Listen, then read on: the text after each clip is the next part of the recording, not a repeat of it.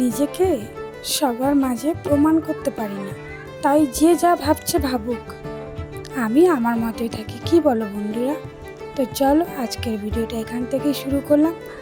আর আমরা 4 বোন মিলে বেরিয়ে পড়লাম একটু ঘুরু করতে, সাথে তোমাদেরও নিয়ে যাই।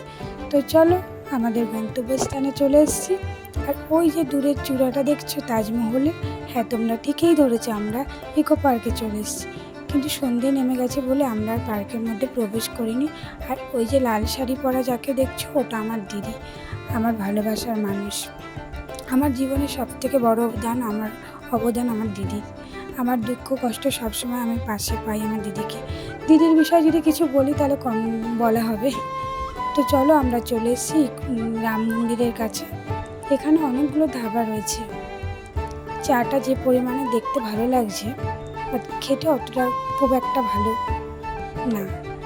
চাউমিনটা বেশ টেস্টি ছিল, তো আমরা চাউমিনও খেয়ে নিচ্ছি। দেখো জায়গাটা কতটা সুন্দর, দারুণ জায়গা। আমার তো ভীষণই ভালো লাগে। আমার সোনামা তো ভীষণ খুশি, ও ঘুরতে বেরোলে ভীষণ খুশি হয়ে যায়। একটা মজার কাণ্ড দেখো, আমার মেয়েও খাবে চাইছে আমাকে।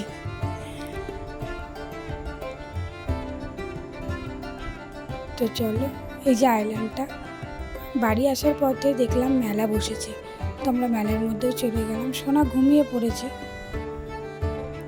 মেলার মধ্যে ভীষণই ভালো ভালো জিনিস উঠেছিল, দারুণ লাগছিল, ভীষণই সুন্দর সুন্দর। দেখো তোমরা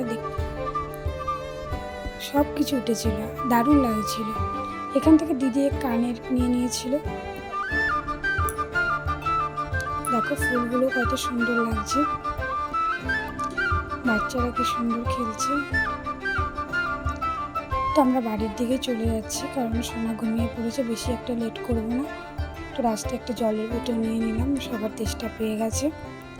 আর বিরিয়ানি নিয়ে নিয়েছিলাম, সেটা তোমাদের দেখাতে পারিনি, বা রাতে রান্না করব না বলে।